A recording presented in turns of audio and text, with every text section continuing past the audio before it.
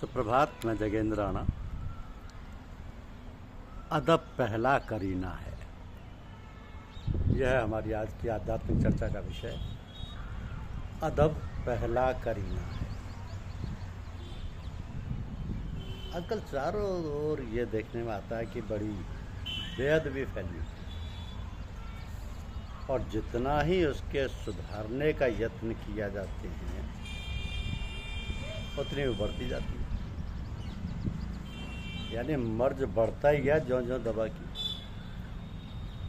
अरे भाई, जरा ठंडे दिल से सोचो तो सही कि इसका मूल कारण क्या है। उसूल है कि जो नुक्स या बुराई हम औरों में ढूंढते हैं वो नुक्स हमें जरूर किसी कदर दाखिल होगा। तो सबसे पहले हमको ये देखना है कि हमारे अंदर खुद किस तरह बेअदबी का मिले। हम खुद देखें कि हमने कितना अदब किया या कर रहे हैं और आगे करने को तैयार हैं, क्योंकि जैसा हम बोएंगे वैसा ही तो काटेंगे। जितना और जिस तरह हम अदब खुद करेंगे वैसे बच्चे सीखेंगे। बस हमको अपने आने वाली पीढ़ी को सुधारने के लिए मनुष्य मात्र देश तथा स्वयं की बहबूदी के लिए आवश्यकता है कि पहले हम अपना सुधार करें, और जब हमारा खुद सुधार हो जाएगा बाकी सब समझ जाएगा। तभी तो कहा कि खामोश दिल भरी महफिल में चिल्लाना नहीं अच्छा। अदब पहला करीना है मोहब्बत के करीनों। जब हम बालक थे तो हमने प्रारंभिक कक्षाओं की पुस्तकों में पाठ पढ़ा था कि ईश्वर, गुरु, माता पिता और बड़ों का आदर सम्मान करो, इन सभी का दिल से अदब करो तथा उनकी आज्ञा के अनुसार चलो। अब हमको ये देखना है कि इस प्रथम पाठ को हमने अपने जीवन में कितना अपनाया तथा निभाया।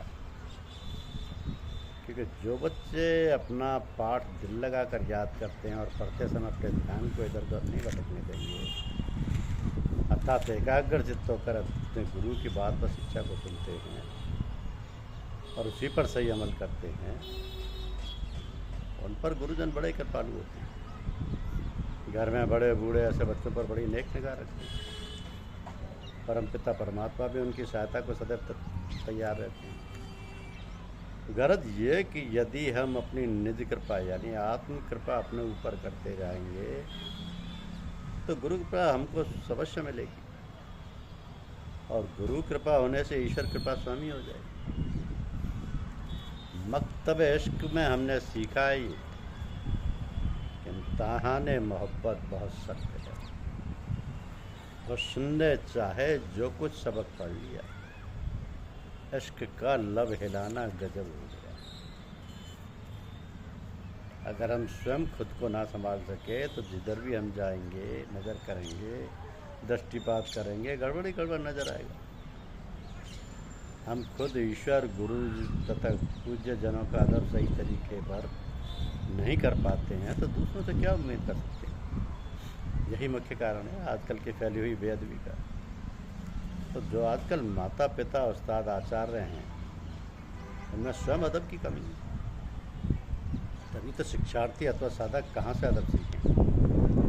अध्यात्मवाद में तो ये कहा गया है कि मिल जाएगी मंजिल भी तेरी, एक शर्त है इसमें खास मगर। मिल जाएगी मंजिल भी तेरी, एक शर्त है इसमें खास मगर। हर नक्श कदम पर रहबर को सर अपना झुकाना पड़ता है। ये प्रथम पाठ दीन और दुनिया दोनों के लिए ही आवश्यक है। ईश्वर का अदब है कि हर वक्त उसकी याद को बनाए रखें। किसी भी काम करते समय उसकी मौजूदगी को ना भूलना। प्रतिदिन ईश्वर, गुरु, माता पिता इत्यादि को प्रणाम करना, उनको अर्पित करके तथा उनकी आज्ञा लेकर दिनचर्या शुरू करना चाहिए। तो जिस प्रकार के आचरण अपने गुरुजनों के साथ व्यवहार में लाएंगे वही हमको अपने प्रति मिलेंगे। गुरु का दर्जा तो बहुत ऊंचा है, उसके बारे में जितना भी कहा जाए कम। गुरु की बेअदबी तो विधाता को भी बर्दाश्त नहीं।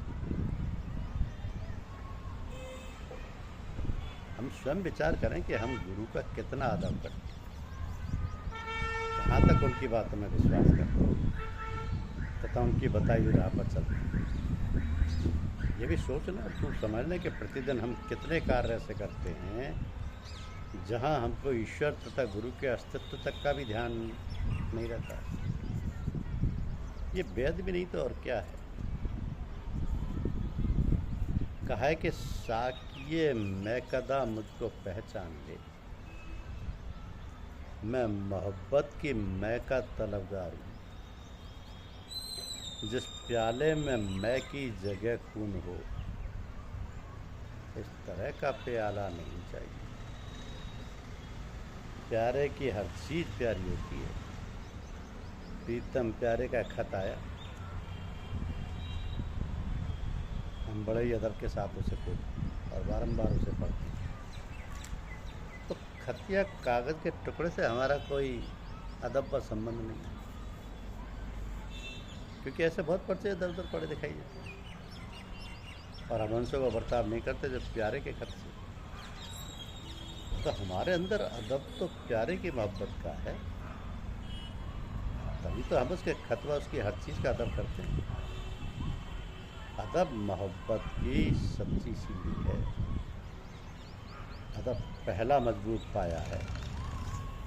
अगर प्यारे से सच्चा प्रेम करना चाहते हो या मिलना चाहते हो या पाना चाहते हो तो प्यारे की हर शय से अदब के साथ पेश आओ। हर शय से अदब के साथ पेश आइए,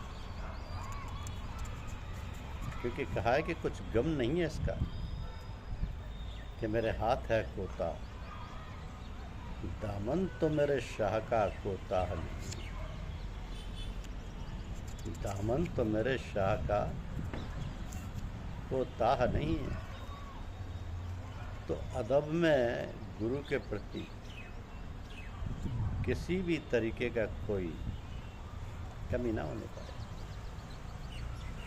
जहाँ पर गुरुदेव रहते हैं वहाँ पर लोगों को सुख पहचानने की भावना है और प्रेम की धारा सदैव बहती रहती है, क्योंकि वो स्थान गुरुदेव की आत्मशक्ति से सींचा हुआ होता है। इसलिए गुरु स्थान का अपना विशेष महत्व होता है। गुरु का निवास स्थान तथा उसमें मौजूद वो सभी वस्तुएं जिन्हें गुरुदेव ने स्पर्श करके अपने कार्य में लिया था, उनकी याद सदैव दिलाती रहती है। इसलिए शिष्य को चाहिए कि यदि गुरुदेव स्थूल शरीर में नहीं हैं तो भी कम से कम गुरु पूर्णिमा के अवसर पर उनकी याद बनाए रखने तथा सम्मान देने के लिए गुरु स्थान के दर्शन का प्रयास करें। तो शिष्य के हृदय में यह दृढ़ विश्वास सदैव होना चाहिए कि गुरुदेव केवल स्थूल शरीर का त्याग कर अपने दिव्य लोक सदैव के लिए चले जाते हैं। उनका सूक्ष्म व कारण शरीर कभी नष्ट नहीं होता, जिसके कारण वह भौतिक संसार में अमर होकर हमेशा रहते हैं। इसी विश्वास से शिष्य गुरु को जीवन पर्यंत स्मरण करके गुरु में हो जाता है। प्रत्येक शिष्य अपने गुरु से अपनी भावनाओं के अनुरूप प्रेम संबंध बनाता है और अपनी योग्यता व स्थिति के अनुसार सेवा धर्म का निर्वाह करता है। तो शिष्य को जो प्रेम गुरु के प्रति होता है वह प्रत्यक्ष में सभी अनुभव कर लेते हैं, क्योंकि वह व्यक्ति विशेष से सांसारिक प्रेम करता है। उसका प्रेम वास्तव में गुरु से नहीं होता है, वरना प्रत्यक्ष रूप से वह सार्वजनिक नहीं हो सकता। वह अत्यंत सूक्ष्म भेद है। इसके विपरीत गुरु का शिष्य प्रेम परोक्ष होने से दिखाई नहीं देता और वास्तव में वही अपने शिष्य से सच्चा प्रेम करते हैं। उनके ही द्वारा शिष्य मजबूत गुरु बंधन में सुरक्षित रहता है। तो गुरु के प्रति पूर्ण समर्पण व विश्वास की कमी इसी कारण से होती है कि वो गुरुमुख नहीं हो पाता। गुरुमुख होना आवश्यक है। विपत्ति के समय शिष्य अगर अपने गुरु को सारी चीज़ें नहीं बताता है, उससे दूर रहता है, तो विपत्तियाँ स्वयं अपनी ताकत और सामर्थ्य से उसका स्वभाव को और नष्ट करती हैं।